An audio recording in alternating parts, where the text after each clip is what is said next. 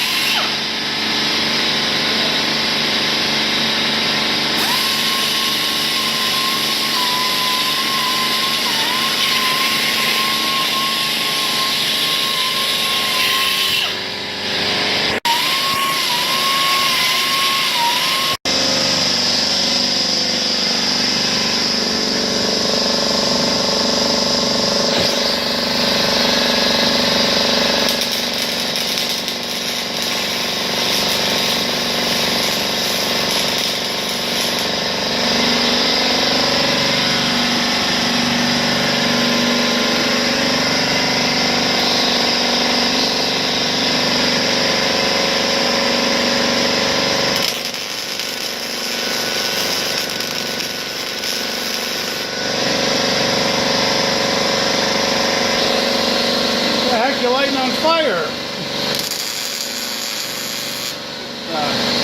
Oh, okay. Sure. Sound ending crap.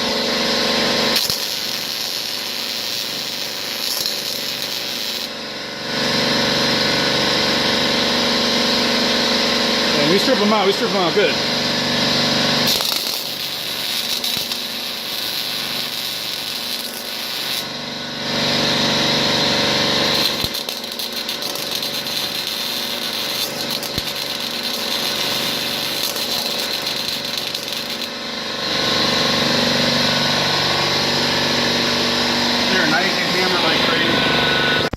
We're back, and as you've probably seen from the other chunks of video, which I plan to put in front of this, I've done more with the roll cage on the car today. Again, this takes forever. You know, we're caging these cars is just a nightmare, but we're getting there. So, a couple of things.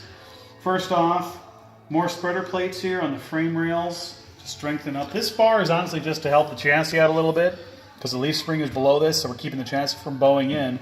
But these spreader plates also give us an attachment point for our back stays, which we have here. Not welding them in today. We'll weld them in probably next time, hopefully. But as you can see, you know, 45 degrees, like what they want, right above the driver's head. You can actually see all these bars that terminate right above the driver's head. We want this corner nice and strong for obvious reasons. So, but that takes care of those. I'm gonna walk around, just kind of show you. And then we've got our door bars all set up here. From the A-pillar bar back to the plate that I've attached to the frame of the car right here. A little strange, they don't normally do them like this, but you know, we're kind of limited in what we can do with the Corvette here. And then we have to actually make bars for the driver's side door yet. So yeah, 2 bars there, 2 bars going down. This bar across here, these padding plates, you know, that takes us a lot of time, it really does. And then last but not least, just kind of show you what we're planning right here. We've cut most of the inner door away. We're going to cut some more away here, just make this a big cavity. And our plan is to have the driver door bars come out into the door area and then go back, just because, you know, it's... We're trying to get as much room as we can in this car. There just isn't any room. What are you going to do? So that is our, that's what we did today. And yeah, we'll see what happens if we get these if we get the door bars made. We might really go to town here and finally finish this cage off. The reason we don't have like the door bars on that side and the back stays in place is because in order to do the top welds, and they'll check you, don't think that they won't, okay?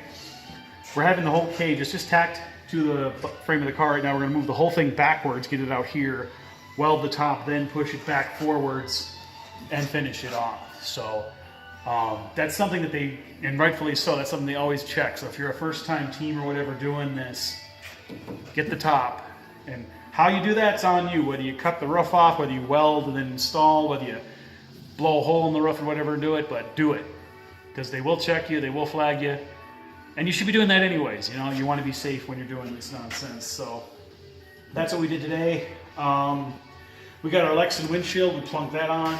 It fits beautifully. We're not gonna show it just yet. We're not going to put it in the car just yet because we're still going to paint it and other things, and we don't want to get welding slag and paint all over it. But that's the kind of fun we're having today. That's how I spend my Easter. Hopefully everyone else had a good Easter too. And we'll be back next time, hopefully showing more cool stuff that we've done here.